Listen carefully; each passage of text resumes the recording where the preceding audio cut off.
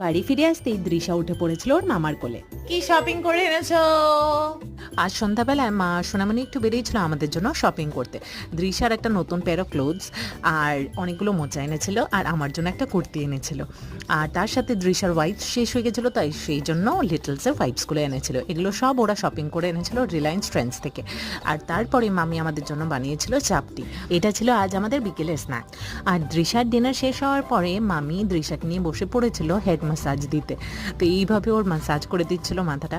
আর তার সাথে দৃশ্যা কিন্তু বেশ আরাম রসিক মানুষ, তো ওর কানটা এরকমভাবে সুড়সুড়ি দিয়ে দেওয়াতে ও কিন্তু একদম শুয়ে পড়েছিল।